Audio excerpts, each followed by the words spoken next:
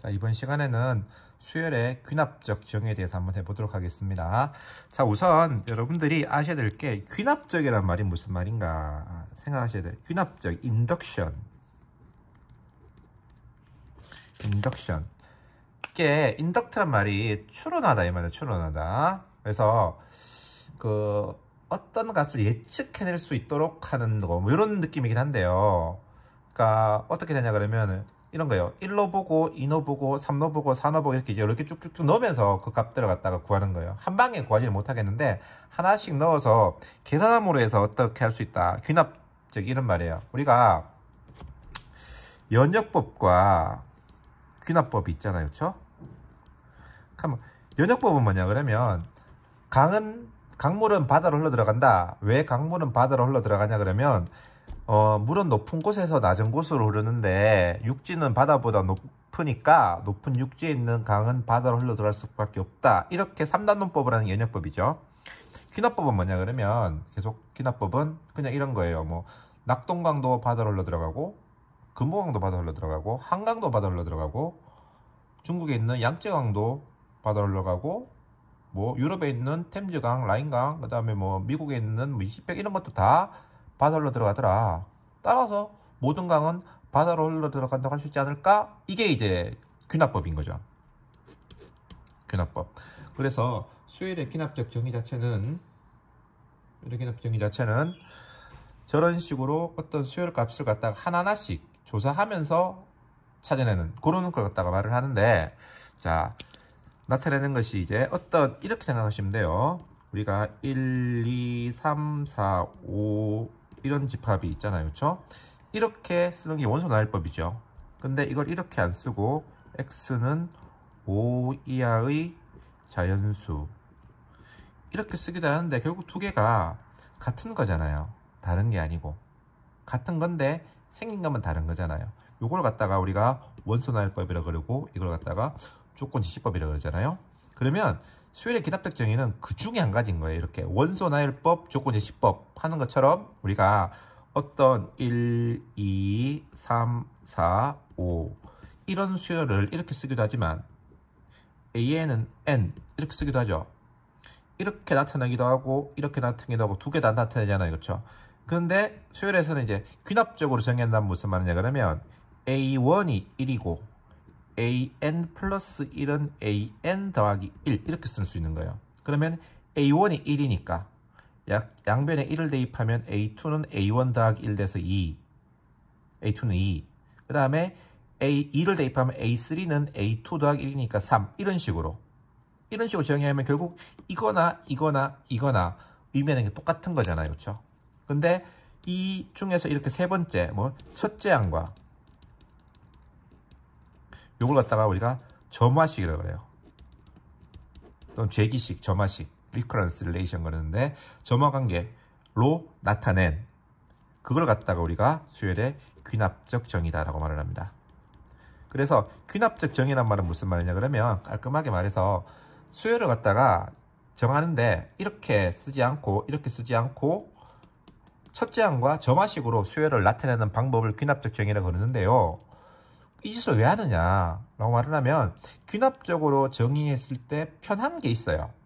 편한 게 대표적인 게 피보나치 수열입니다. 피보나치 수열 1, 2, 3, 5, 8, 13 이렇게 이런 수열 있죠.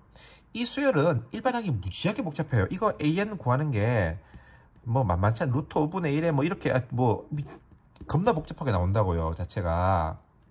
그런데 이걸 이렇게 쓰면 복잡하지만 깔끔하게 어떻게 이게 13 다음에 뭐가 오는 게 물어봤을 때 말이에요. 13 다음에 물어봤을 때 1까지는 우리가 이거 두 개 더하면 이거 두 개 더하면 이거 두 개 더하면 이거 두 개 더하면 이게 되는데 수업 시간에 잠깐 말했지만 13 다음에 우리가 21 카는 거를 쓰고 싶은데 수학적으로 100% 21이라는 보장이 없잖아요. 21일 거라고 추정하는 거지 21이라는 100% 보장이 없잖아요. 그렇죠? 그래서 그 21이라고 하는 것을 확인 사실해 주기 위해서 이렇게 A1은 1, A2는 1, AN 플러스 2는 AN 플러스 1 플러스 AN 이렇게 해주면 이것식이 있으면은 이 다음이 무조건 뭐가 되냐 그러면은 21이 된다고 확신할 수 있는 거예요. 왜? 1, 2, 3, 4, 5, 6, 7, A8은 A7 더하기 A6이라고 하는 것을 보장하기 때문에 이렇게 쓴다 이 말이에요. 그래서 우리가 1, 2, 3, 4 다음에 뭔가 라고 봤을 때 5라고 오는 게 상식이에요. 분명하게 상식인데 누가 시비 걸 수 있잖아요. 그렇죠? 시비 걸 때 시비 걸지 말라 정확하게 나타낼 때 이제 저는 수학 수열의 귀납적 정의를 써주면 편하죠. 물론 일반항이 제일 깔끔하긴 해요. 일반항이 제일 깔끔하긴 한데 그것이 잘 안 구해지는 경우가 많거든요. 그래서 그런 경우에 이렇게 첫째 항과 점화식으로 수열을 갖다가 정의하는 것을 갖다가 수열의 귀납적 정의다라고 말을 합니다. 자, 근데 이 수열의 귀납적 정의가 이렇게 할 때는 별 것이 아닌데 이 시험 문제 나올 때는 아주 좀 못되게 나오는 그런 경향이 있어요. 자, 우리가 이제 교과서에 나오는 걸 한번 살펴보도록 합시다. 교과서에 이런 문제를 볼게요. 이게 되게 문제가 더 까다로워요. 자, 영국 동아리 모임에 참석한 N명의 회원이 모두 서로 한 번씩 악수를 하였다. N명의 회원이 악수한 총 횟수를 AN이라고 그럴 때 문제는 이거예요. 이거를 구하라는 게 아니고 정확히 말하면 내가 시험 문제 내면 A10을 구하시는 문제 낼 거예요. 10번째 10명이 모였을 때 그 문제는 이거죠. 10명이 있을 때 서로 한 번씩 악수를 한다면 총 몇 번 악수를 했는가 이렇게 물어보는 거예요. 이제 이래 물어봤을 때 AN을 알면 제일 구하기 쉬운데요. AN을 구하기 너무 힘들어요. 그래서 AN이 이렇게 하는 거예요. 악수한 총 횟수다.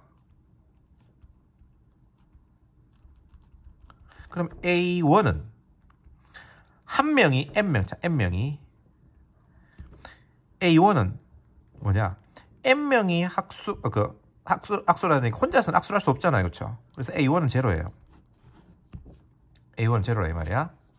그 다음에 AM 플러스 1은 뭐냐 그러면 M 플러스 한 명이거든요. M 플러스 한 명이 악수한 건데, 자, M 플러스 한 명이란 말은 N명이 있고 N명에다가 한 명이 추가되는 거죠. 그러면 보세요. 요 안에 이 사람들이 악수인 횟수가 AN, 뭔지는 모르겠지만 AN이라 이 말이에요. 그럼 한 명이 더 오면 횟수가 몇 번 더 늘어나는데 이렇게 생각하는 거죠. 몇 번 더 늘어나는데 이 한 명이 이 N명이랑 한 번씩 더하면 되는 거잖아요. 그래서 한 명이 이 N명과 더하니까 악수하는 개수가 몇 번만 늘어난다? N번만. 왜? 이 안에는 걷기는 한번 이미 다 했으니까 얘랑만 하면 되는 거잖아요. 얘랑만. 그래서 N 플러스 한 명이 악수하는 방법의 수는 N명이 악수하는 방법의 수에다 N을 더하면 되네 이래 되는 거죠. 그러면 A1이 제로 이래 되니까 A2는 1 대입하면 A 더하기 1이잖아요. 그래서 1 이렇게 A3는 A2 더하기 2니까 3 A4는 A3 더하기 3이니까 6 이런 식으로 가서 A10이 얼마인지를 갖다가 직접 구해낼 수 있겠죠. 그래서 이렇게 푸는 것이 목적입니다. 혹시나 학원에서요 여러분들 이렇게 안 풀고 이걸 갖다가 뭐 저만식을 갖다가 뭐 이상하게 변형해서 푸는 거 나오면 그거는 시험에 안 나와요.